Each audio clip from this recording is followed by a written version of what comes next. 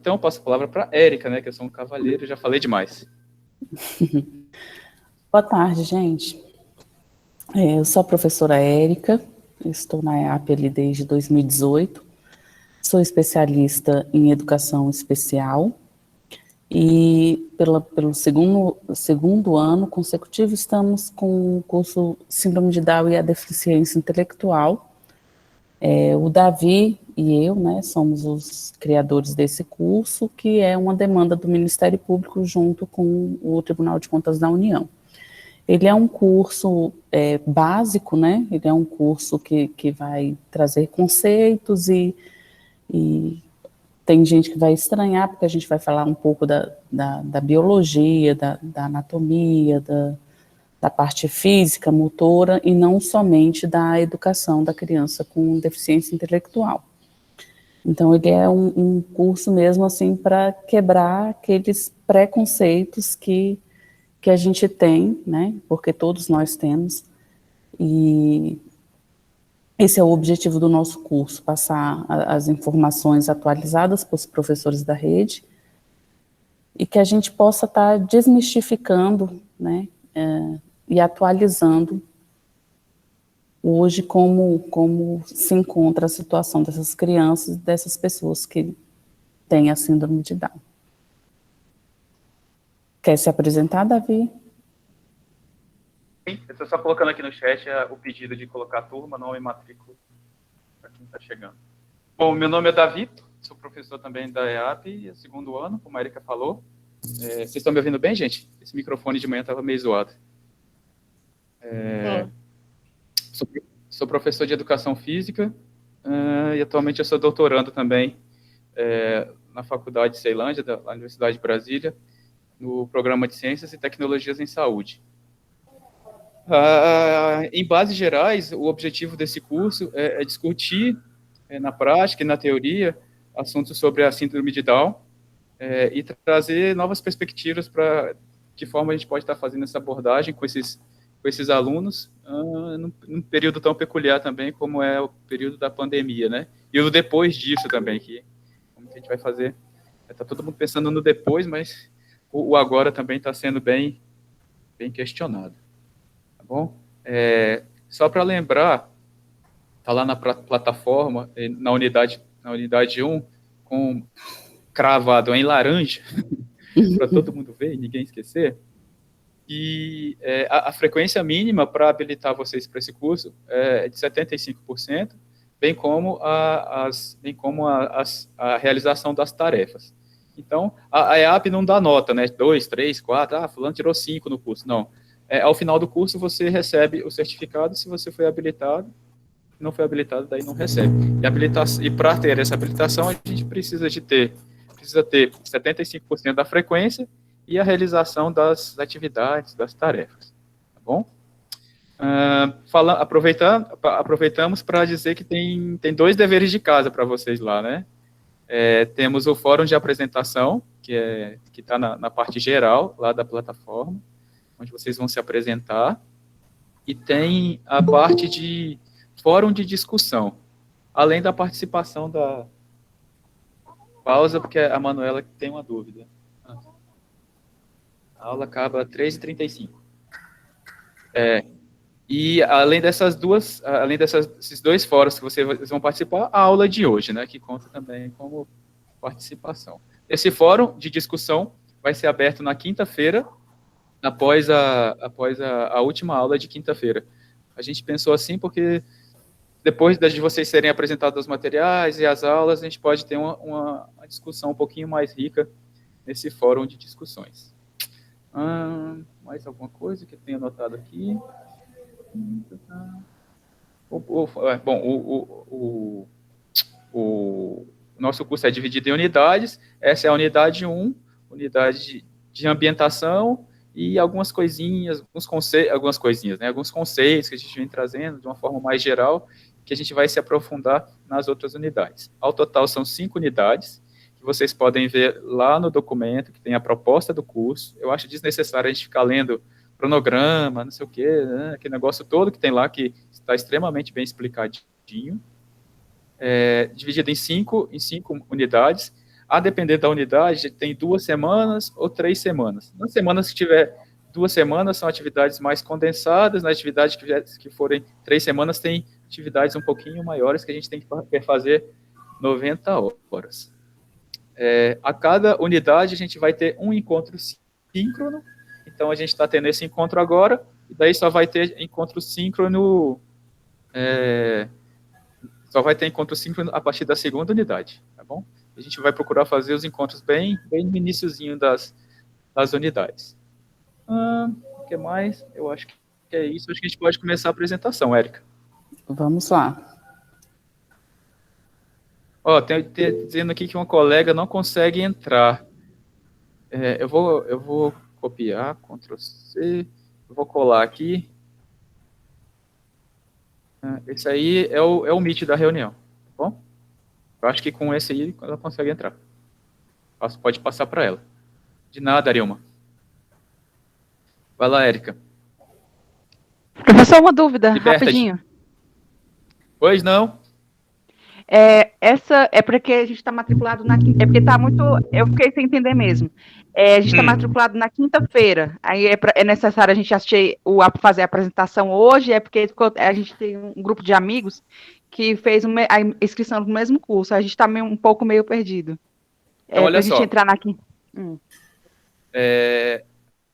Essa aula de agora é para turma turma quinta-feira de manhã, turma 5 e 6, e quinta-feira à tarde, turma 7 e turma 8.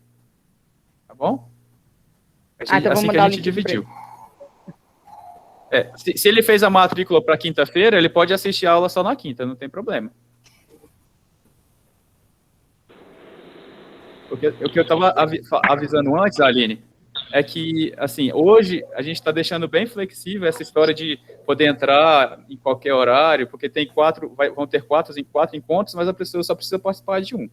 Na verdade, ela tem que participar do encontro da turma que ela pertence. A partir da próxima unidade, quando a gente abrir o Meet, por exemplo, ela vai abrir o Meet turma 1 e turma 2. Só vai entrar nesse Meet quem é da turma 1 ou da turma 2. Não vai entrar mais ninguém. Para a gente poder ter mais espaço, mais tempo de discussões entre os colegas. E olha só que são 60 alunos, né? 30 de uma turma e 30 de outra. Imagina, se a gente abre para todo mundo, são 240 de uma vez só, daí não fica bom, não. Casos especiais, a gente pode colocar no horário que a pessoa não pode, como a Ana Carla havia falado. Entendeu? Ok, então eu só vou entrar na quinta-feira, então, né? Se você... muito obrigada. Você pode entrar na quinta. Tá? Aí tu entra na quinta, de manhã ou de tarde, a depender da sua turma, você vê lá. Tá bom, obrigadão, até mais. Tchau. Imagina, tchau, Aline. Vamos lá? Vamos começar? Vamos.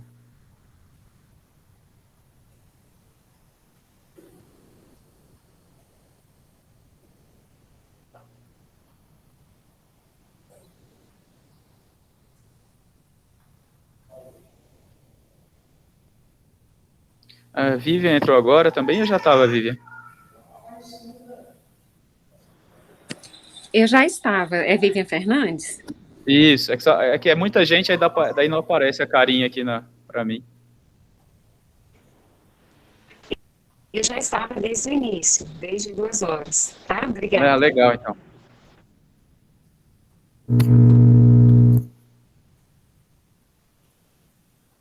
Tá aparecendo aí, Davi? Tá aparecendo, mas não tá aparecendo o modo de exibição, não, tá? Assim, a gente consegue ver os slides pequenininhos do lado.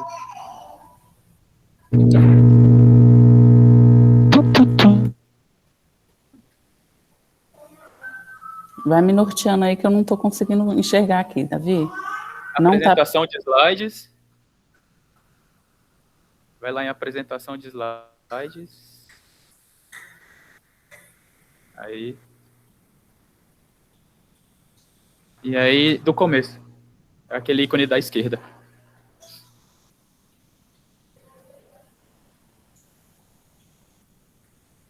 Isso. Agora espera um pouquinho, porque dá um delay no Meet, até a gente conseguir enxergar direitinho a apresentação.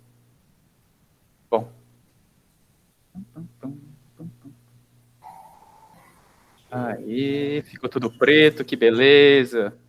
Tela preta. Aê, apareceu. Bom, é o nosso curso, gente. Síndrome de Down, T21, trissomia 21. A gente vai explicar que nome é esse, que a pessoa às vezes assusta, né? Não sabe o que é ou nunca viu. E a deficiência intelectual. Esse é o nosso curso. Esse plano de fundo aí, quem escolheu foi a Manuela. Ficou bonito, né? Eu gostei. Passa aí, Érica. Esse aqui, filha. Bom, a Érica vai passar o slide. E assim, antes de falar de qualquer conceito, eu gostaria de falar de alguns mitos que a gente tem que cercam a síndrome de Down, né? Um deles... Você passou o slide, Érica? Olha, eu tô tentando. Um deles é que a pessoa com síndrome de Down morre muito cedo, morre com 30, 40 anos. Isso, há uns tempos atrás, era bem verdade. Mas hoje em dia, nessa foto que a gente consegue ver aqui, ó, do lado acima e do lado direito, a gente vê um senhor, né, com síndrome de Down, e é uma realidade cada vez mais frequente. É claro que uma das características da síndrome é que algumas pessoas que têm essa síndrome têm problemas cardíacos, são propensas a ter problemas cardíacos, problemas metabólicos, como o aumento do colesterol e o aumento da probabilidade de desenvolver diabetes. Mas com o avanço da medicina e com os cuidados, isso vem diminuindo bastante, e a gente está vivendo uma situação que não é mais da criança, não é mais simplesmente do adulto com síndrome de Down, e sim do idoso, da pessoa da terceira idade com síndrome de Down, e algumas comorbidades que carregam, que a gente carrega enquanto idoso, né, e principalmente com síndrome de Down. Então é uma realidade nova. Outro mito é de que não existem ou tem poucas pessoas com síndrome de Down negras. Isso é um mito. Isso não é verdade. Está parecendo fantástico, né? É mito ou verdade? É mito. Porque não existe incidência maior de pessoas com síndrome de Down, brancos, negros, indígenas, asiáticos. Essa é uma conta que significativamente não tem tanta diferença, né? É tanto que eu coloquei aqui um menino negro, né, com síndrome de Down. Ao lado esquerdo dele, a gente tem um outro mito que eu gostaria de dividir com vocês, é de que as pessoas com síndrome de Down não aprendem habilidades complexas, não desenvolvem habilidades complexas. Gostaria de desafiar aqui e levantar a mão quem toca violino nessa sala. A única coisa que eu toco é campainha e ainda desafina. Então, assim, dependendo da estimulação e do interesse que é dado, a pessoa com síndrome de Down pode desenvolver várias habilidades, e habilidades, às vezes, muito complexas, né? Como a gente pode ver aqui, esse rapaz aqui tocando violino. E a gente vê aqui no braço do violino tem umas pistas coloridas, tá vendo? Azulzinho, branquinho. Isso é típico de quem está numa fase que está aprendendo a tocar, ou não sei se no caso dele ele já sabe tocar, e é uma pista visual que pode facilitar para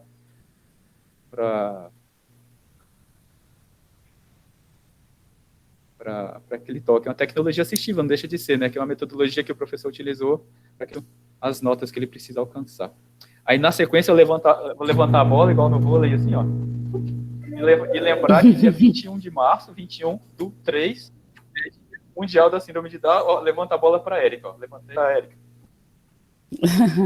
Tá, dia 21 de março faz referência à trissomia do cromossomo de número 21, por isso 21/3. Tá, foi escolhido como Dia Mundial da Síndrome de Down.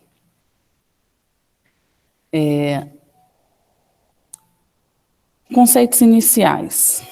Vamos abrir a nossa aula com uma frase da Roberta Póvoa, que é escritora e mãe de uma criança com síndrome de Down, que ela diz que toda possibilidade começa pela oportunidade.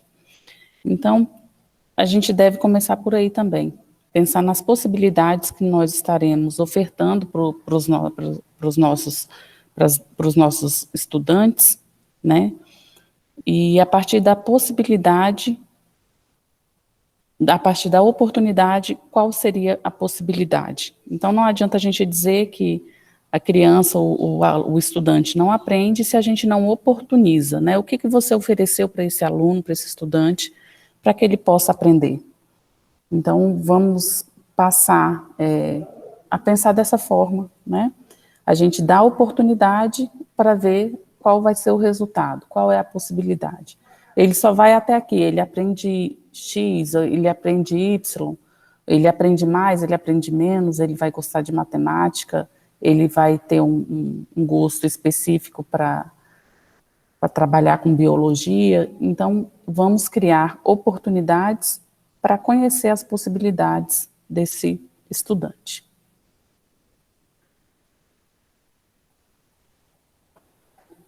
Vamos, o histórico, né, da síndrome de Down. A síndrome de Down recebeu esse nome em homenagem a John Langdon Down, que descreveu em 1866 pela primeira vez as características de uma criança com síndrome de Down.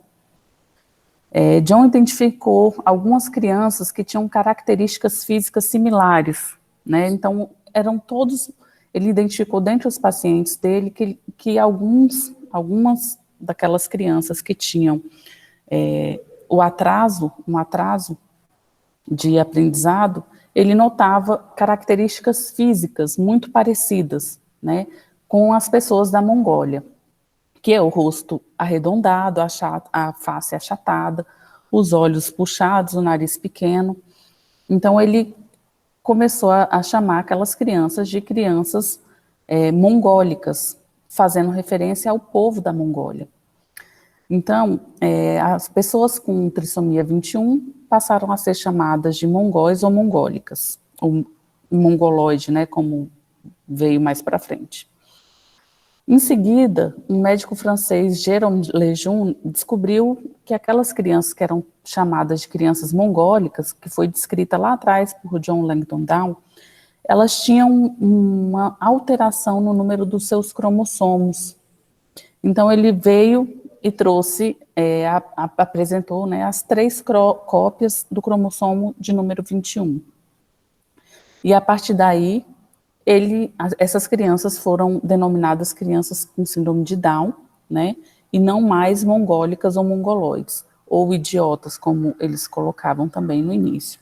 Então, o nome, né, a nomenclatura síndrome de Down é uma homenagem ao primeiro médico que notou essa semelhança, que foi o Down, né? Então, Down é o epônimo do médico que transcreveu a trissomia, que identificou a trissomia.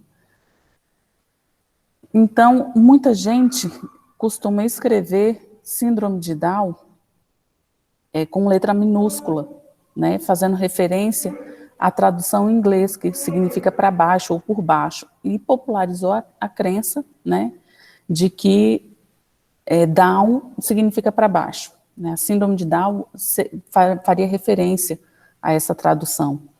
E não é isso, né? Então, muita gente levantou a bandeira dizendo que meu Down é up, criaram muitos grupos fazendo referência com essa tradução. E isso hoje, então, nós já sabemos que não é verdade, nós professores da rede, quem não, né, é uma informação para quem não sabia disso. O nome da síndrome a gente vai estar escrevendo sempre caso seja essa nomenclatura escolhida para descrever, nós vamos escrevê-la com D maiúsculo, que faz menção ao sobrenome do médico que pela primeira vez encontrou essas características físicas que são conhecidas como fenótipos, tá? Então, o fenótipo são as características físicas semelhantes dessas crianças com síndrome, dessas crianças e dessas pessoas, né, com síndrome de Down. Atualmente, a gente observa a tendência mundial em optar por nomenclaturas descritivas. O que seria isso? a trissomia no cromossomo 21. Ele está descrevendo o que aquela pessoa tem. Ela tem 3 cromossomos no par de número 21, e não mais o epônimo síndrome de Down, né, que hoje já é pedido a atualização, trissomia do cromossomo 21, ou T21, ou até mesmo SD, né, muita gente ainda usa a sigla SD, síndrome de Down. Nós aqui no curso vamos tratar sempre trissomia do 21 ou T21.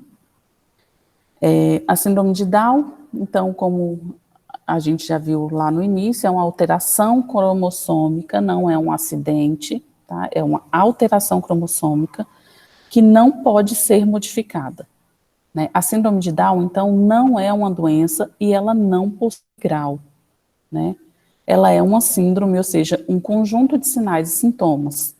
A síndrome de Down não tem cura, porque ela não é doença e ela também não tem tratamento. O que nós podemos fazer pela pessoa que nasce com a síndrome de Down é dar os estímulos necessários para que elas tenham a vida o mais próxima da normalidade, e isso hoje é completamente possível. O que causa a síndrome de Down? Ainda se desconhece a razão, né? Cientificamente não se tem uma razão específica para a trissomia do cromossomo 21.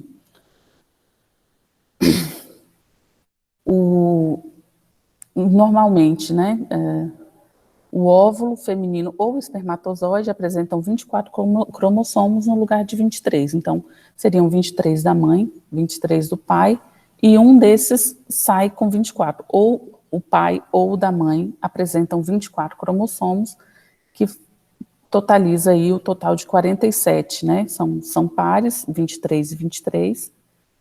Daria 46, e tem mais um que é a trissomia do 21, no caso da síndrome de Down, que vem fazendo esse cromossomo a mais aí. Lembrando que a síndrome de Down, ela não é a única alteração genética cromossômica. Então, nós temos aí a síndrome de Turner, né, tem alterações no cromossomo de número 18, tem alterações no cromossomo de número 23, e a síndrome de Down é a mais conhecida, né, e é hoje a que tem maior incidência. Então, ao se unirem aos 23 cromossomos da outra célula embrionária, eles acabam, 23 com 23, acaba somando 47. Deveria ser 46, mas tem 47 porque existe essa trissomia. Esse cromossomo extra aparece no par de número 21. Então, todos são pares, né? 1, 2, 3, todos em par. O 21 não tem 2, tem 3. Por isso, a síndrome de Down também é chamada trissomia do 21. A T21 é a ocorrência genética mais comum que existe, né? E acontece hoje cerca de cada 700 nascimentos, né? A cada 700, de 700 a 800, nasce uma criança com a trissomia do 21. Isso independe da raça, do país, da religião, da condição econômica, e também, né, hoje a gente já vê que não é, como se levantava anteriormente, a idade materna. Isso não é verdade. Já existem estudos que falam sobre, que não relaciona a síndrome à idade nem paterna e nem materna. Tá? Quais são os tipos de trissomia? Como eu falei lá no início, a trissomia do cromossomo 21, ela não tem grau. A gente muito fala em grau de síndrome de Down, né? Quem desconhece o assunto, geralmente fala, olha para a criança, ela não tem aquele fenótipo tão marcante, né? Aquelas características tão marcantes, e aí a pessoa fala, então o grau dele é leve. Ele toca violino, então o grau dele é leve. Ele não conversa, então ele é um... Oi? O pior, né, cara? É um Downzinho, mas é um Downzinho de leve. Um Downzinho leve, leve. Faz duas coisas horríveis, né? Down, não chama de pessoa, chama de Down. Isso. Bota no diminutivo, ainda fala que é de leve. É de leve, é de leve. Eu já ouvi isso, né? Ele foi a raspa. O restinho ali pegou a trissomia. Então, a trissomia do 21 ela se divide em três tipos, né? Então, não existe grau na trissomia do 21.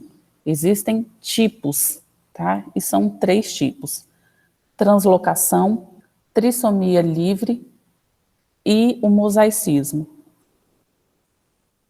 A trissomia do 21 livre, né, é a mais comum, acontece em cerca de 93% dos casos, tá? Possui o cromossomo 21 a mais em todas as células de número 21. Então, após a fecundação, gera um zigoto e a partir dali a trissomia vai caminhando. A trissomia do 21 em translocação, ela é um pouco menos comum, ela ocorre apenas em 3 a 4% dos casos, né? E nesse caso da translocação, o cromossomo 21, que tem a mais, ele não está inteiro, ele é só um pedacinho do cromossomo 21 ligado a outro. Então, tem ali o par do cromossomo e um pedacinho do 21 ali. Tá? Então, há, portanto, os 2 cromossomos 21 completos e um pedacinho do terceiro cromossomo no par de número 21. A trissomia do mosaicismo, né, que a gente chama também de mosaico, é a menos comum, é quando há a formação da primeira célula com um número normal de cromossomos, então são 46 cromossomos. Portanto, entretanto, ocorre o erro na divisão celular na sequência. Então, esse indivíduo, ele tem células normais e tem células trissômicas. Geralmente, por acontecer essa divisão de células normais e células trissômicas, a pessoa que tem a síndrome no mosaicismo, ela apresenta menos características. Então, são pessoas que têm menos características físicas da síndrome.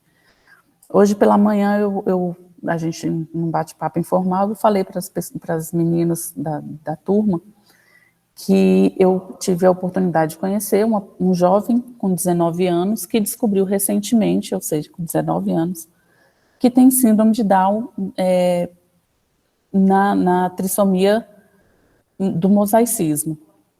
Ele só descobriu porque ele já vinha tendo um atraso, ele sempre teve um atraso, e ninguém nunca cogitou a síndrome de Down, porque a aparência dele não tinha nada que levasse a pensar nisso, ele não tinha cardiopatia, não tinha nada. Ele só tinha esse atraso, né? Então, a mãe foi levando, levava, não, isso é preguiça, não, é só um atraso mesmo, não, falta incentivo. E aí, por fim, uma médica resolveu pedir o teste, porque a síndrome de Down, o laudo dela vem ali com um teste que chama cariótipo, é um teste genético que chama cariótipo, e é um único teste capaz de comprovar a síndrome de Down, né, a trissomia do 21, é esse teste genético. Contudo, esse teste ele só é pedido a partir de uma análise clínica médica. Então, a pessoa vai ali, o médico olha, a criança nasce, o médico olha, né, eles não vão pedir, o médico não vai pedir um teste genético para toda criança que nascer. Então, ele olha, ele fala, essa criança aqui tem algumas características que lembram a síndrome. A partir daí, então, levanta-se a hipótese da síndrome e é pedido esse teste para comprovar ou não a trissomia do 21.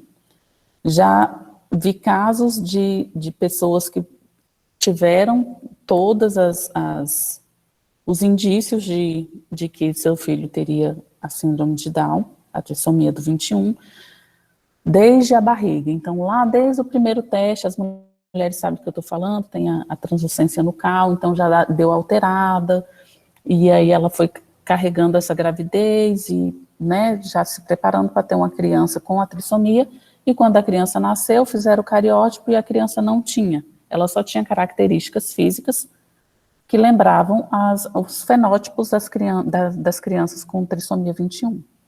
E também, vou dar o meu exemplo, né, eu sou mãe de uma criança com síndrome de Down, fiz todos os meus exames deram todos normais, os exames do meu filho Heitor deram todos normais, translucência nucal e tudo mais que tinha para fazer. Deu tudo normal e depois do parto, quase 20 dias depois, foi que pediram o teste, né, genético por algumas características e a gente fomos surpreendidos com a notícia de que o nosso filho teria a síndrome de Down.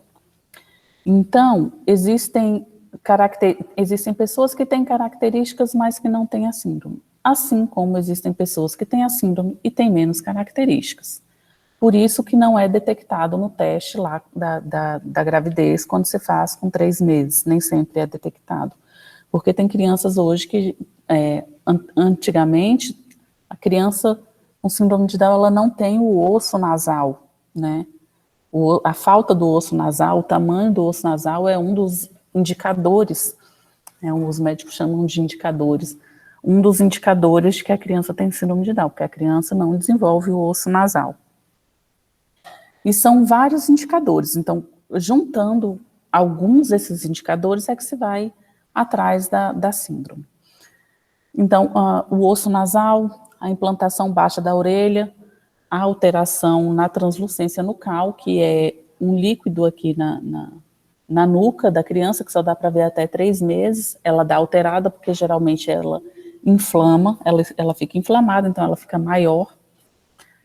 E geralmente a língua protusa, mas na gravidez ainda não dá para ver a língua, né?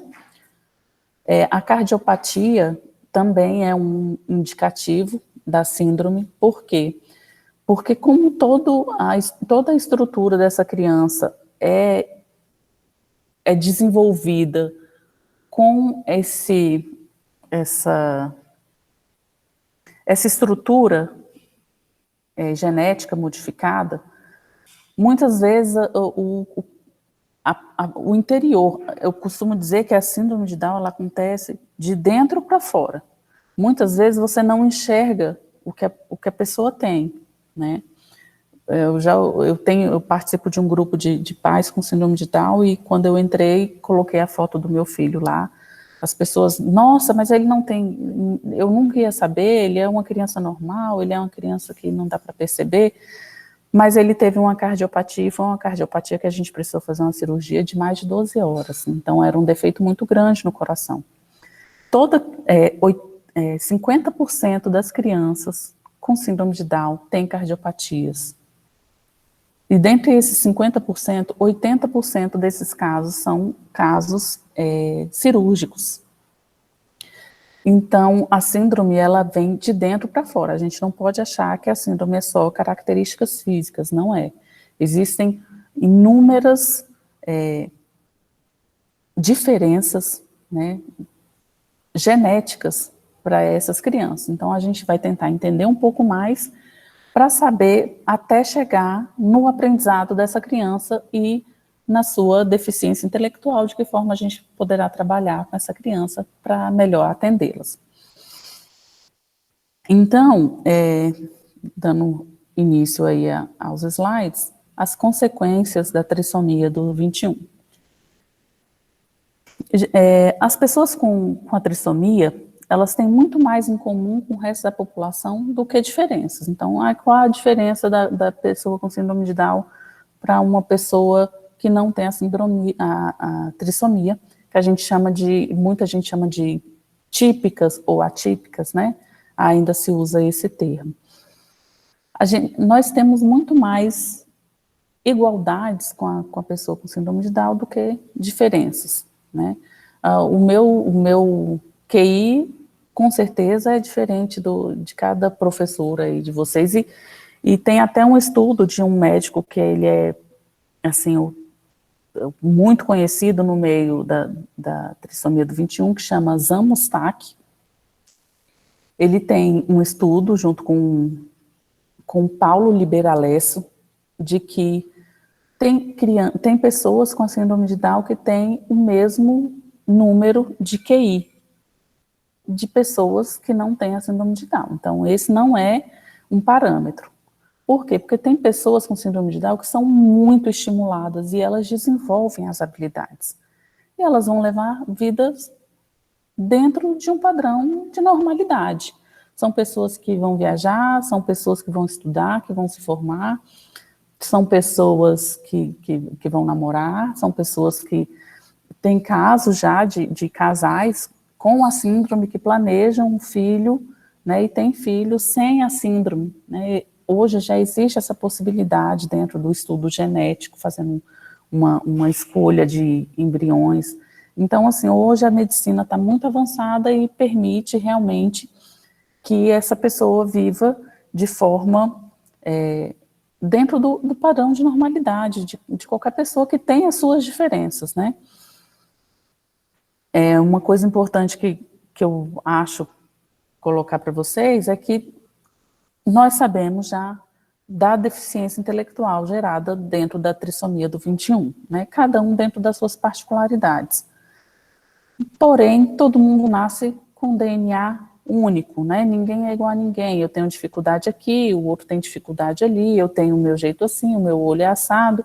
Então, cada um dentro das suas particularidades demonstram, né, os seus interesses e as suas especificidades.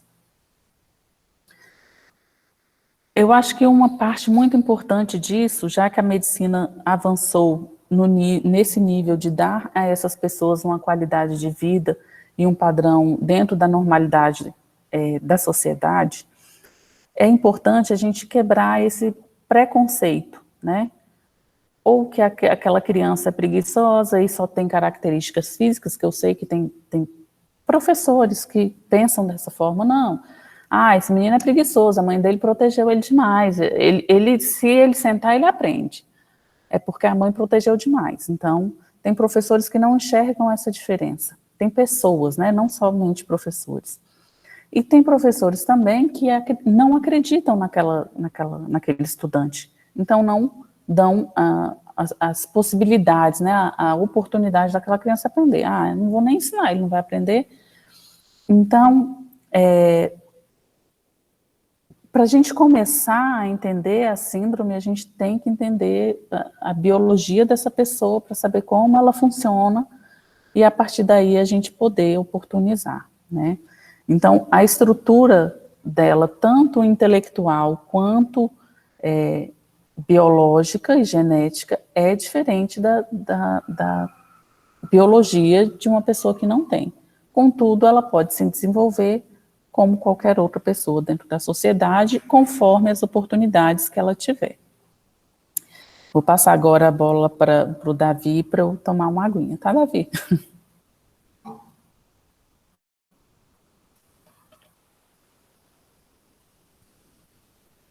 Davi? Isso, beba água que você está com a garganta seca, né? Só para responder duas perguntas aqui do site, não precisa estar logado com um e-mail institucional, tá? Pode ser com e-mail pessoal, vocês conseguem se logar no Meet. É preferível que vocês entrem pelo e-mail do .edu, porque já entra direto. Eu não preciso dar permissão para você entrar, porque às vezes a gente está aqui na aula e passa direto. Outra pergunta é quanto ao cronograma das aulas. O cronograma está lá num daqueles documentos. Acho que é documento, deixa eu ver aqui. O cronograma da aula está na parte geral do curso. Aí, ó, tem uma pessoa querendo entrar, ó, tá vendo? Chegou atrasado. Vai sofrer bullying. Isso é hora de chegar. Mas isso é hora de chegar. Tá em documento geral, aqui orientações do curso, como acessar, ação formativa e cronograma do curso, está em geral, tá bom? Lá no nosso curso vem dizendo o cronograma direitinho. Quanto às aulas, a gente vai procurar sempre manter as aulas síncronas na primeira semana de cada unidade. A próxima unidade começa dia 27, que é uma segunda-feira, provavelmente a gente vai ter aula 28 e 30, tá bom? A gente vai sempre tentar manter na primeira semana da unidade. Dito isso, a Érica vai voltar um slide, que não é o vídeo agora. Isso.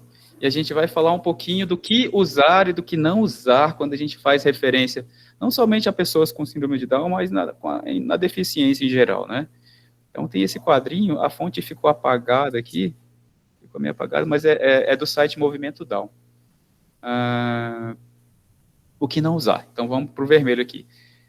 Até hoje, infelizmente, a gente ouve fazer referência às pessoas com deficiência como o deficiente, como o Down, como a gente até acabou de falar aqui agora. Não é uma pessoa, gente. É uma pessoa com deficiência. Então, é importante que a gente evite essas palavras, chamá-las diretamente de deficientes, inválidos, doentes, excepcional, como era falado antigamente, né? E essa nomenclatura vem mudando ao longo do tempo.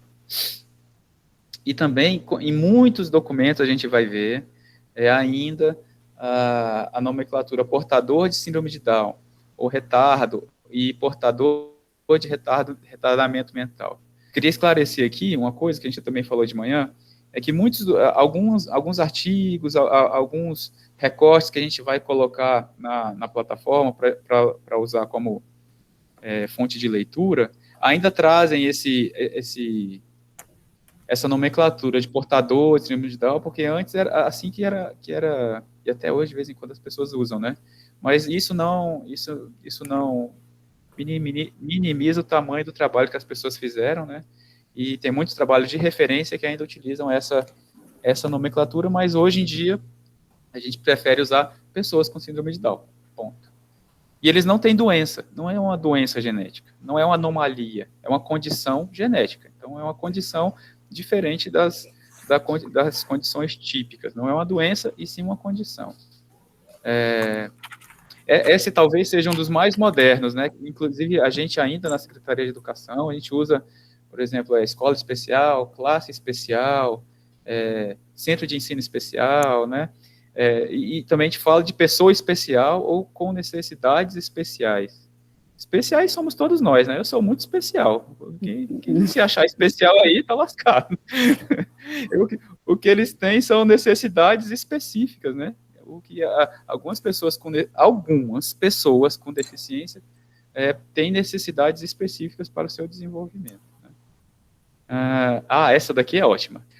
Trabalhar com deficiência são melhores. São os meninos com Down, os meninos com síndrome de Down são os anjos, são ingênuos, são cariocas, vivem rindo para tudo. Gente do céu, não é não. Não é não. Assim, quem tem mais... são pessoas como outras pessoas. Tem dias que estão mal-humorados, tem dias que estão bem-humorados. Tem dias que não querem fazer nada. Vai dizer que você também não tem dia que você não quer fazer nada. Não tem dia que eu não quero fazer nada. E tem dia que estão animados. Então, pode haver uma instabilidade um pouco desse humor. E tem pessoas também que são muito instáveis de humor, né? E nem por isso tem síndrome de Down. Então, é importante a gente evitar esse tipo de estereótipo, da mesma forma de infantilizar, sabe, a pessoa. O cara já está lá no ensino médio, aí fica com tarefinhas, assim, eu já vi isso, gente, com tarefinhas de, coelhinho da Páscoa, de não sei o que, pelo amor de Deus, né, gente? Assim, existe uma tendência, e muitas vezes da própria família, de manter essas pessoas numa situação infantil, né, de infantilidade. Isso acaba esbarrando numa possibilidade de criar uma independência para essa pessoa. A outra que eu faço menção aqui é esse quadrinho dessas palavras, de defeituoso, condenado, erro genético, anomalia. Essas palavras, a gente pode mudar essas palavras para termos mais positivos ou minimamente neutros, né? De manhã eu falei, falar agora de novo, que isso não é, às vezes a gente pensa que isso é só do português, mas a gente vê também em alguns estudos em outras línguas, por exemplo, em francês, a gente tem referência de pessoas com deficiência, eles chamam de não todas as pessoas, mas a gente tem algumas referências que chamam as pessoas com deficiência de defectueux, ou seja, pessoas com defeito, é tipo a televisão, deu defeito, tem um problema. E essa referência que se faz. Em espanhol, por exemplo, eles chamam de discapacitado. ou seja, a pessoa que não tem capacidade para executar as coisas. Em inglês, a gente tem um termo que se chama handicap, que é, se a gente for traduzir, é a pessoa que precisa tirar o chapéu e colocar assim na rua para pedir esmola, pedir dinheiro, porque é uma pessoa necessitada. Então, isso não é privilégio, digamos assim, do português, existem outras línguas também. E outra coisa, o outro quadradinho aqui, o risco de ter uma criança com síndrome de Down. A gente pode mudar isso para outras palavras, né? Existe a chance, existe uma probabilidade de ter uma criança com síndrome de Down, né? Então, esses são algumas dicas e algumas referências que a gente pode fazer, inclusive para facilitar a inclusão dessas pessoas, né? No sentido de como a gente fala, de como a gente faz referência a essas pessoas. Para reforçar um pouquinho o que a Érica falou, e que a gente vem conversando aqui desde o começo, eu vou pedir para a Érica passar um vídeo não chega a ter 5 minutos, dessa médica do Albert Einstein, que eu achei uma fala muito legal dela. Davi, eu não estou conseguindo abrir aqui. Dá o play? Isso, você consegue fazer aí? Então, assim, para de compartilhar, que eu compartilho daqui, que eu tenho a apresentação aberta também. Tá. Oi, meu amor.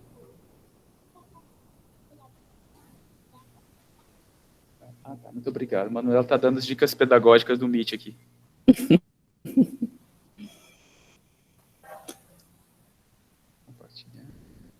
É metida toda a vida. Tomara. Será que vai ser professora, gente? Tem todo jeito. Ela disse que não vai ser, não. Ai, ai. Vocês estão vendo aí? Sim. Sim.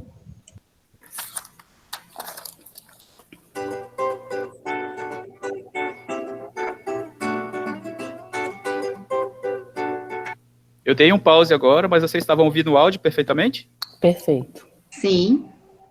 Ok. Beleza, então. Vou soltar aqui o vídeo, então. 1, 2, 3 e já. A síndrome de Down, ela acontece ao acaso, mas é quando uma pessoa, ao invés de ter 46 cromossomos nas suas células, essas pessoas têm 47 cromossomos. E esse cromossomo a mais é o cromossomo 21. Então, por isso que também é chamada trissomia do 21.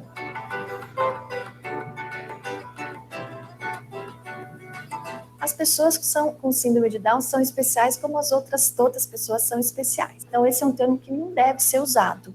Deve ser usado pessoa com deficiência, ou criança com síndrome de Down, ou uma criança com autismo. Especial é um termo que hoje a orientação é que não se use.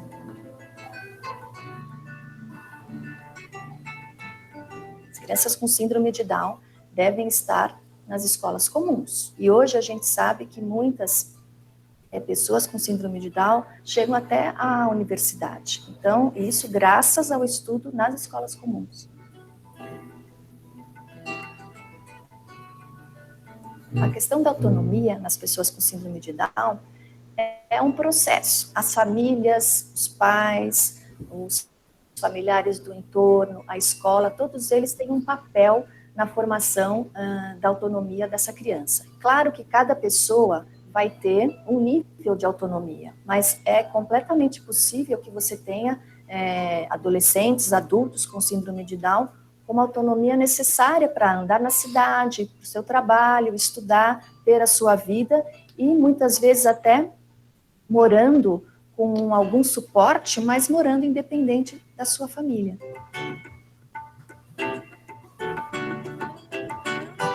Isso acontecia lá no século passado. E hoje, né, século XXI, a gente tem uma expectativa de vida de 60 anos, mais ou menos. E é claro que, com essas pessoas chegando à idade mais avançada, surgem também questões de saúde que antes a gente não via, e hoje a gente vê que essas pessoas têm algumas questões de saúde mais precoce do que a população geral.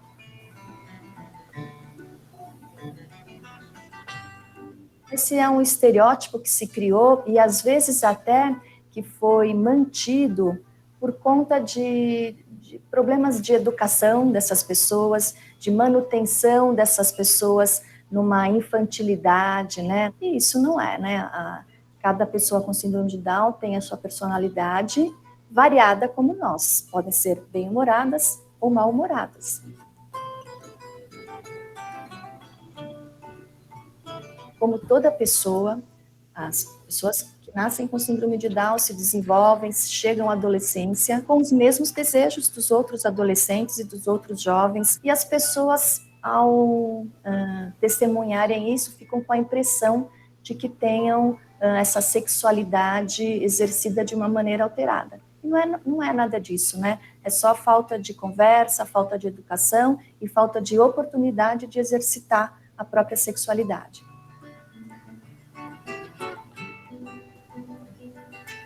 Não existe nenhuma possibilidade de você herdar a síndrome de Down. Na verdade, tem 3 alterações genéticas que causam a síndrome de Down. Todas elas levam à trissomia do cromossomo 21.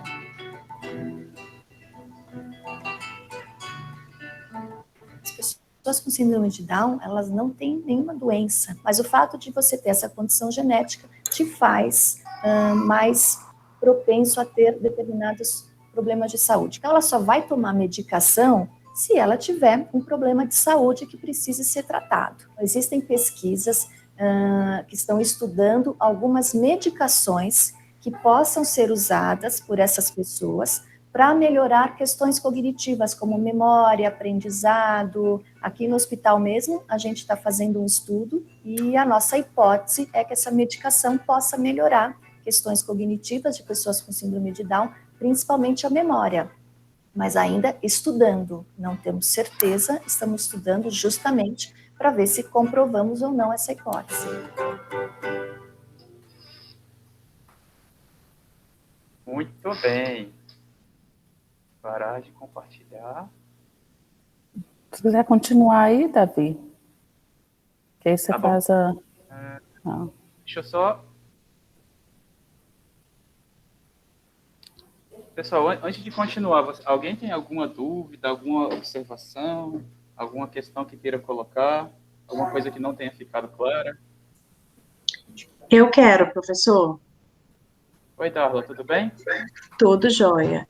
Eu queria perguntar o seguinte, uma vez que não existe um grau dentro da trissomia e sim tipos, como cada um de nós temos um valor no QI, o síndrome de Down da mesma forma. Vocês colocaram que 100% das crianças que nascem com síndrome de Down, eles têm a questão da deficiência intelectual. Essa deficiência intelectual, dentro dela, pode se subdividir em níveis, ou a gente pode dizer muito mais que não existem níveis, e muito mais a questão da falta de oportunidade para que elas desenvolvam a questão do QI. Deixa para você, Érica. Tá, a questão do QI, hoje a gente realmente não utiliza mais, Darla. Então, assim, eu fiz essa comparação porque exatamente para mostrar que o que importa não é o número do QI. O que importa e o que vai diferenciar um nível, né, de deficiência intelectual de cada criança com síndrome de Down, e até das que não têm, como você falou, a oportunidade que se dá é o estímulo, porque o estímulo, quanto antes começar, melhor. Então, a criança, assim que descobre, ela não tendo uma cardiopatia, alguma coisa que a impeça de fazer essas estimulações, ela deve começar imediatamente. Criança com 7 dias está dentro de uma estimulação precoce, está dentro de uma fono, fisioterapia ocupacional. Então, a criança tendo essas oportunidades, lá na frente vem, né, você vai notar que essa criança ela vai ter um aprendizado bem melhor do que uma que não teve estímulo, né? Então, o estímulo para a criança com síndrome de Down é muito importante. Isso vai diferenciar aí o tamanho dessa deficiência, né, o nível dessa deficiência, a diferença entre um e outro. Já com relação a... Desculpa, fugiu aqui a palavra. Fugiu, Davi, me ajuda. Fugiu? Busca ela, onde é que ela tá? Pega. Saiu correndo com o Heitor. Não, estava falando sobre o grau, né, assim, nossa. A dificuldade cognitiva, ela pode existir independente da síndrome, né? A gente sabe que com a síndrome de Down, como foi dito, 100% das crianças que nascem com síndrome de Down, elas trazem essa característica da deficiência intelectual. Muito do que vai... Isso a gente já sabe. Agora, onde ela vai chegar, ninguém sabe. Isso depende muito da estimulação que ela vai ter e o quanto ela vai aceitar essa estimulação também. E ela pode ter inúmeras habilidades, como todos nós. Ela pode ter muita dificuldade, por exemplo, para ser alfabetizada. Pode. Muita dificuldade para a linguagem? Pode. Mas pode ter uma facilidade para as questões matemáticas ou para questões artísticas. É muito difícil a gente colocar a inteligência dentro de uma bola só, dentro de uma caixa só, e não entender que existem múltiplas inteligências, e que essas inteligências podem ser desenvolvidas tanto em pessoas típicas, quanto em pessoas com síndrome de Down. Bom? Lembrei, Davi, a questão das comorbidades, porque, como eu falei de manhã, as pessoas associam, elas pegam o diagnóstico da síndrome de Down e colocam ali, eles nem falam que essa pessoa tem a síndrome de Down, elas falam que essa pessoa é síndrome de Down, né? Ela não é a síndrome, ela é uma pessoa que tem uma condição genética diferente. E ali se fecha, e a criança com síndrome de Down é muito isso. A criança com síndrome de Down tem a deficiência intelectual.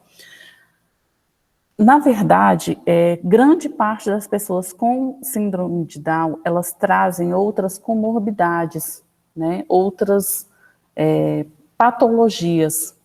Então, cerca de 30% a 40% das crianças que têm síndrome de Down têm também o autismo. Só que o diagnóstico do autismo ele é deixado de lado lá quando se faz o cariótipo. Então, colocou ali síndrome de Down, aquele menino com síndrome de Down né, uma linguagem muito usada na escola. É uma sentença. Ele é pancada, né? Nossa, ele é pancada. Esse é Todzão, opositor. Esse é... síndrome de Down, olha, o menino é virado no giraia. E, na maioria das vezes, esse comportamento, essa questão comportamental da criança com síndrome de Down, ela não está ligada à síndrome, ela está ligada a uma outra comorbidade, que pode acontecer, né, de 30% a 40%. Então, essa criança pode ter um autismo, aí sim, um autismo com um grau um pouco mais elevado, né? Mas não foi identificado porque, diante do diagnóstico da síndrome de Down, parou ali. Então, a gente tem que ter o conhecimento para saber quais são as características de uma criança com síndrome de Down. E saber reconhecer o seu estudante ali na sua sala de aula, ele tem só síndrome de Down, ele não tem nenhuma outra comorbidade. O trabalho pedagógico para a criança com a síndrome de Down é diferente do trabalho pedagógico a ser realizado com uma criança autista, com uma criança com um transtorno, né, por exemplo, desafiador. Então, a gente tem... o ideal seria que todos nós que estamos lidando com estudantes tivéssemos o mínimo de conhecimento para saber identificar. Olha, essa criança aqui, ela tem a síndrome de Down, mas ela tem características de autismo. Então, vamos buscar esse diagnóstico para que tendo o laudo médico, estando amparado pela medicina, a gente consiga trabalhar, então, com essa criança. São medicações diferentes, né? Geralmente, a pessoa que tem o autismo num grau mais elevado, ela sim, ela tem uma medicação que ela toma para controlar ali, e aí você consegue desenvolver um trabalho bacana. Então, seria importante a gente conhecer, né, essas características para você saber até onde vai a síndrome de Down, tá? E a partir dali, a gente procurar outros diagnósticos para tentar atender essa pessoa da melhor forma possível. Eu espero que respondi sua pergunta, Darla. Sim, com certeza. Obrigada. De nada. Então, pessoal, mais alguém tem alguma... Não se inibam, temos mais 25 minutos de conversa. Alguém tiver alguma pergunta, alguma dúvida, observação, fique à vontade. Oi. Gente, Oi, eu queria saber se é normal, é comum também a criança que tem a síndrome de Down ter autismo ou outros transtornos juntos, ou é excepcional isso, né? Não acontece muito. Oi, Mari. Geralmente acontece, sim, tá? Como eu falei anteriormente, cerca de 40% das crianças com síndrome de Down apresentam outras comorbidades, e uma delas é o autismo. O autismo realmente está bem ligado, né? 40% é quase metade da população com síndrome de Down está dentro do espectro autista. E os transtornos também, né, Érica? Também. Opositor, ou de... talvez não o DEPAC em si, por conta da audição, mas sintomas parecidos com o do DEPAC e da hiperatividade. A gente vê Isso. Caraca, a gente vê uns Down ligados na tomada, que você, meu Deus do céu, mas, que menino é esse? Ô, Davi, eu vou te contar o que acontece aí com essa hiperatividade, que também está muito ligada à síndrome de Down. Ou a hiperatividade, ou o TDA, né? A falta dessa hiperatividade. Geralmente, são crianças que nascem antes do tempo, né? O parto prematuro tá muito ligado com a síndrome de Down. Então, são crianças que vão para a UTI. E ali elas têm uma superestimulação. E elas acabam desenvolvendo essa hiperatividade pela hiperestimulação que receberam quando lá na incubadora, um pega, o outro pega, um põe uma coisa, outro põe outra coisa, e aquela criança vai sendo hiperestimulada e acaba desenvolvendo. A Cristiane fez uma pergunta aqui, o termo especial que sugere ser repensado e não mais usado também sugere mudança no nome. Sim, eu acho que é uma tendência, sabe, o Cristiane Chaves Magalhães. É uma tendência de mudança na nomenclatura, mas todas as mudanças às vezes acontecem de forma não tão rápida, né? E pode, até hoje, a gente vê muita gente falando portador, PNE, né, portador de necessidades especiais, enfim. Eu acredito sim nessa tendência, mas talvez demore um pouquinho para acontecer. Para a gente dar continuidade na nossa conversa, gente, eu peço que quem tenha perguntas aí, segure um pouquinho, a gente vai ter uma emoção forte agora. Para tornar a nossa aula um pouquinho mais dinâmica, vamos fazer uma dinâmica. Né? Todo mundo vai dar as mãos agora. Mentira, não vai não. Deixa eu apresentar aqui.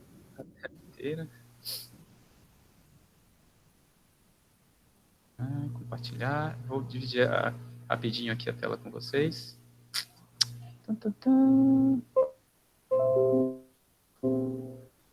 Dividindo a tela. Tá aqui a mocinha que falou. E aqui, ó, do slide atual. Vamos jogar? Então a gente vai fazer uma brincadeira, que é o seguinte. A gente vai usar esse site aqui, ó. www.mente.com. Essa sopa de letrinha. Esse link aqui já está lá no chat de vocês. Vocês podem clicar lá nesse link que está no chat e aí preencher os campos que estão solicitados. Vai abrir uma janela e vocês podem preencher esses campos, tá bom? Vai aparecer uma coisa no final parecida com isso aqui, que é uma nuvem de palavras. E a partir dessa nuvem de palavras a gente vai desenvolver uma discussão. Quando vocês clicarem lá nesse link, vai aparecer uma tela parecida com essa, Mentimeter. E essa questão aqui. Quais as palavras que melhor representam os esforços para se garantir a inclusão da pessoa com síndrome de Down. Tá bom? E vocês vão escrever 3 palavras que possam responder essa questão. Beleza? Vou parar de compartilhar aqui para vocês irem lá e clicar no chat e fazer e preencher essas perguntinhas. Tá bom? Foi muito rápido, vocês entenderam? Então, vou colocar de novo aqui no chat, caso vocês não tenham visto. Só clicar aí que vai aparecer a pergunta e a resposta. A pergunta e as 3 opções de resposta, tá bom? Gente, não esqueçam de colocar a turma de vocês. Dá uns minutinhos para vocês fazerem isso. É rapidão, mas se alguém tiver dificuldade é só falar pelo microfone e pelo chat, tá bom? A Sandra estava sem energia pela manhã, Sandra? Falei, tudo bem, veio à tarde, né? Eu estava, Davi, eu moro em Formosa e faltou energia, eu peço milhões de desculpas. Então, quando eu tentei conectar, já estava encerrando. Vai ter que assar um pão de queijo pra gente. Com o maior prazer do mundo. E o procedimento... Famosa tem pamonha, eu quero pamonha. Goiás tem muitas coisas gostosas, pão de queijo, pamonha, né, Davi? O cafezinho torrado, caseirinho. A barriga já tá coçando aqui. Tá vendo, Érica? Eu aceito também. Qual o procedimento, gente? Eu posso continuar, enfim, o que eu devo fazer? Pode sim. O que havia falado até para a colega aqui anteriormente, como é que é o nome dela? Catilene? Foi, Catilene. Que esse primeiro encontro a gente está deixando bem aberto, assim, né? É claro que as pessoas têm que vir no dia e no turno que elas fizeram matrícula, né? A partir do segundo encontro, a gente vai pedir que as pessoas entrem realmente na turma que fizeram a matrícula, mas quando surgiu um imprevisto desse, aí vocês avisam a gente que a gente libera a participação, não tem problema nenhum, tá, Sandra? Só peço que coloque aí, para efeito de presença, a turma, o nome e a matrícula, tá bom? A Patrícia perguntou aqui um negócio, obrigada. Registro de presença já começou. Envie a palavra-chave para... Palavra-chave? Que palavra-chave? Para registrar sua presença. Não sei o que é isso não, Patrícia. É tipo uma senha, Tem que dar uma senha. Basta colocar o nome, gente. O nome, a matrícula e a turma, tá? Que aí facilita pra gente quando a gente for fazer a frequência. Ok, Davi, aí, Velozes e Furiosos aí.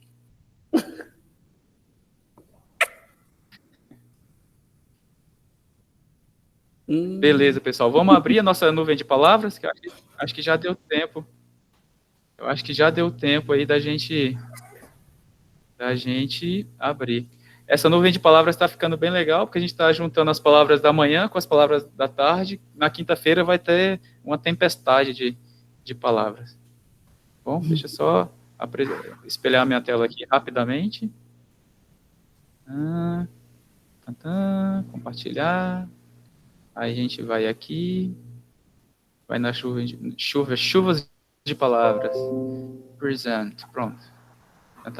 Tá aqui a nossa chuva de palavras. Todo mundo consegue ver? Sim.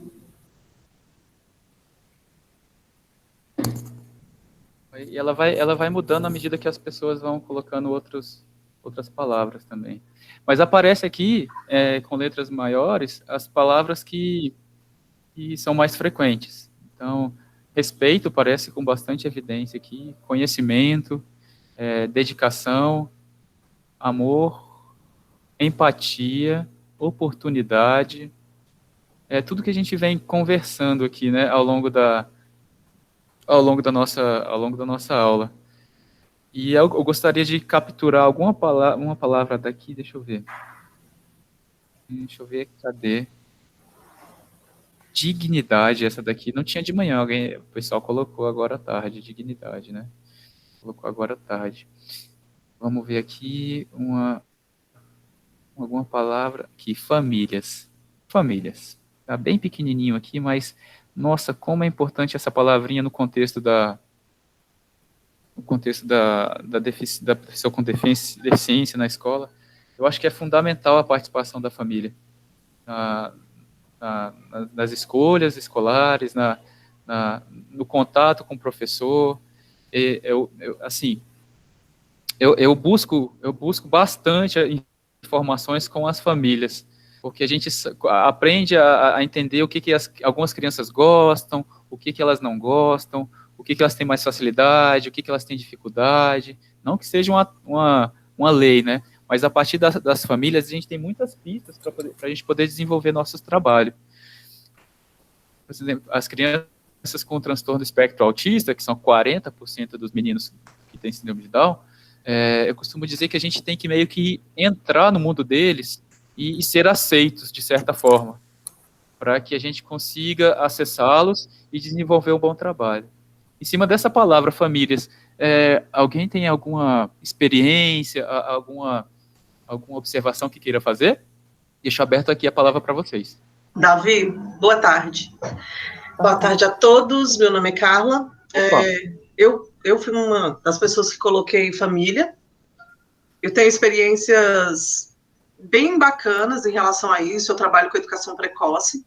Então, ali, no meu trabalho, no meu dia a dia, se a gente não consegue acessar a família e provar para a família a importância de que nós estamos ali apenas mediando aquele aprendizado, nosso trabalho não vai, né? Ele não flui, porque a família, ela está com a criança praticamente 100% do dia. Nosso horário é uma coisa muito pequena e poucas vezes durante a semana. Então, eu acho que a família tem um papel fundamental.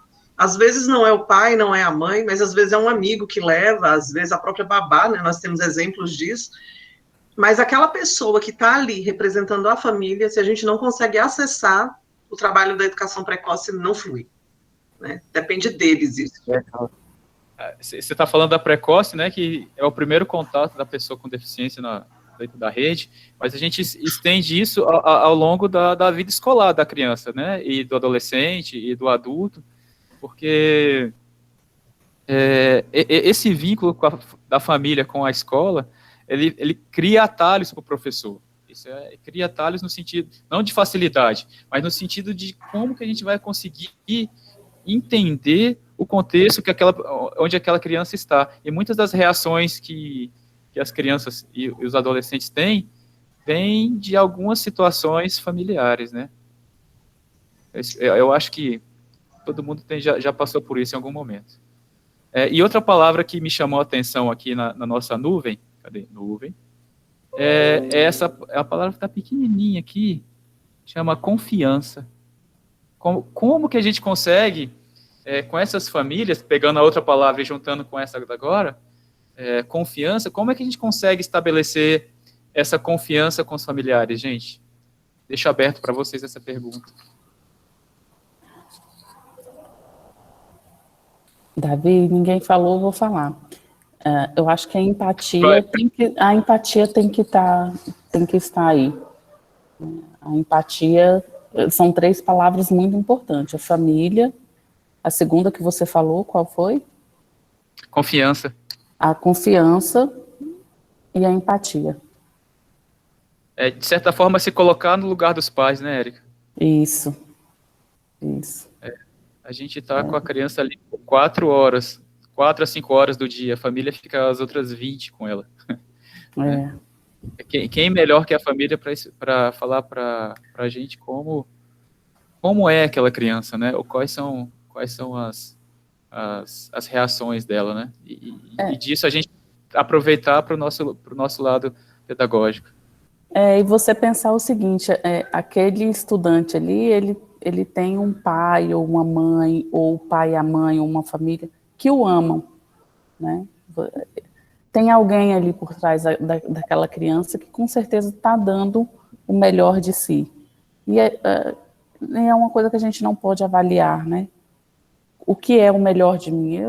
Eu penso que toda mãe dá o melhor de si, né? Ou a maioria das mães dão o melhor de si, ou seja quem for que acompanha essa criança. Então, acho que ter empatia, né? A escola ter empatia, os profissionais terem empatia com a família e, consequentemente, com a pessoa, eu acho que é um passo muito importante. Tá. Ô, Outra Davi, palavrinha que me chamou. Opa, pois não? assim, à Vamos lá. primeira vista, é claro que a empatia, né, o respeito, é a primeira coisa que a gente percebe, de repente, no profissional. Só que não é só isso, claro, né, que conta, porque existem pessoas que têm muita empatia, são muito carinhosas, são muito afetuosas mesmo, compreendem muito as famílias, enfim, as dificuldades todas, mas não tem um bom planejamento, uma estrutura de ensino organizada, que faça jus a toda essa empatia que você sente para poder demonstrar como é possível desenvolver um bom trabalho com essa criança.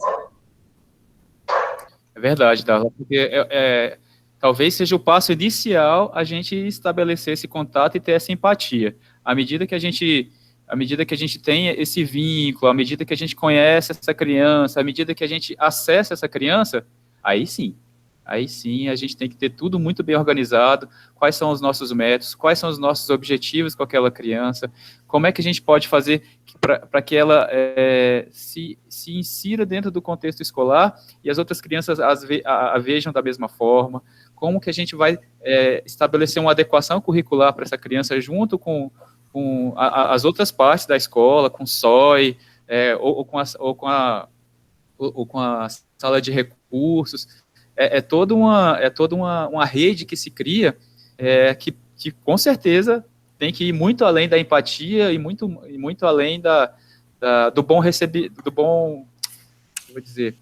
recepção dessa criança, né, da boa recepção dessa família. A gente tem que ir, talvez esse seja o passo inicial para que a gente consiga realmente estabelecer metas, objetivos claros e uma metodologia adequada para trabalhar com esses meninos. Por enquanto, Darla, a gente fala de forma pessoal, né, da empatia, desses sentimentos de forma pessoal, porque o nosso objetivo é conhecer a pessoa com a síndrome, né? A gente ainda não está no âmbito do conhecimento científico, das práticas científicas em sala de aula, as práticas científicas e pedagógicas dentro de sala de aula. Então, por enquanto, a nossa explanação, ela direcionada para a pessoa, né? Porque, como eu falei de manhã, tive colegas que, na escolha de turma, falavam, onde tem criança com síndrome de Down? Eu tenho pavor de pessoa com síndrome de Down, eles têm um cheiro diferente, né? Então, assim, nesse âmbito é que a gente tem tentado alcançar vocês, para que nos próximos, né, nos módulos à frente, a gente poder trabalhar, sim, essa questão do conhecimento científico, da rede de apoio que se forma dentro da unidade escolar.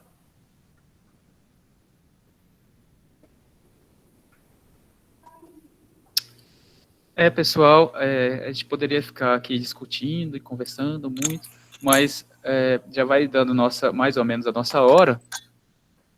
Eu vou abrir para vocês, para quem queira fazer alguma observação, tirar alguma dúvida, e a professora Érica fazer as considerações finais dela. Alguém tem alguma dúvida, alguma observação, alguma experiência que queira trocar com a gente,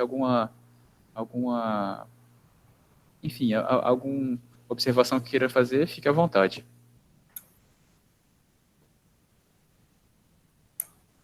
Somos 42 pessoas, ninguém quer falar. Feio. E são tímidos, Davi? Se fosse na sala, eu ia jogar um giz, assim. Fala. Não tem giz, não, pra gente jogar no menino? Não tem. Hoje não. Então, Davi. Hoje não tem giz.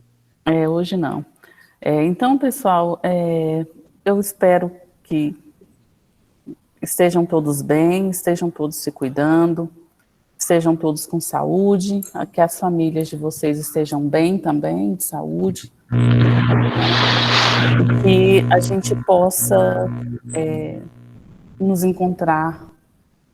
Esse semestre a gente já sabe que não acontecerá de forma presencial, né, mas Estamos à disposição de vocês para qualquer dúvida, para qualquer conversa, para qualquer bate-papo, para qualquer ajuda que vocês precisarem. Estamos aí na plataforma, respondendo sempre que possível. Espero que vocês tenham feito, que tenha sido de alguma forma proveitosa, né, a nossa explanação aqui, a nossa conversa. E nos vemos no próximo encontro, né? Obrigado pela participação de vocês, obrigado pela atenção. E é muito bom a gente estar aqui com pessoas que a gente sabe que querem, né? Que optam por estar aqui conosco. Muito obrigada e até a próxima. Davi? Teve gente aqui que perguntou quando é a próxima. Eu vou puxar a orelha, eu falei, cara. Tava matando aula. Bota a fotografia da festinha aí e vai fazer outra coisa. Eu falei que a próxima aula a gente vai ter um encontro por unidade e a gente vai procurar fazer sempre na primeira semana de cada unidade nossos encontros síncronos, tá bom? Nossa próxima unidade começa dia 27, que é uma segunda-feira, então provavelmente dia 28 a gente deve fazer terça. Das terças-feiras. Isso, 27 é terça? Então, Isso. Então, deve ser terça. Então, 27. Deve ser 27 e 29 o próximo encontro. A gente vai confirmar com você, viu? Tem gente aí que eu te falar, viu? Bota foto e vai lavar louça, vai fazer comida, vai limpar a casa. Vou te falar. Tá bom, gente? Obrigado. A gente espera vocês no próximo encontro, tá bom? Tchau, tchau. Obrigada, tchau, tchau. Tchau, gente. Até mais. Obrigada. Tchau, obrigada. Obrigada, tchau. Tchau, tchau. Tchauzinho. Última chance de colocar nome, matrícula e turma, que eu vou fechar esse negócio. Fechar. Vou fechar. Quem tiver alguma dúvida, eu vou ficar mais uns minutinhos por aqui, tá bom? Davi, eu vou indo, tá? Você tem que correr, né, Erika? Vai, corre lá. Tenho que correr. Tchau, tchau. Mais tarde a gente se fala. Combinado. Até mais. Eugênio, você botou seu nome aqui, né, para efeito de frequência? Eu vi que você entrou um pouco mais tarde. Professor, eu tô afastada, né, da licença hoje, que eu perdi o meu pai. É Ariel Manu. Não, Luísa. Oh, meu Deus, que sentimento. E eu acabei entrou aqui como Luci... tá. Luísa Alves. Eu acabei entrando bem atrasada, eu perdi muita coisa. Eu sou da turma 5. Tá. Essa mesma aula a gente vai ter na quinta-feira. Você pode participar sem problema, tá? Então tá jóia. Obrigada. Sem problema nenhum. Eugênio, você colocou seu nome e matrícula aqui para efeito de frequência, não?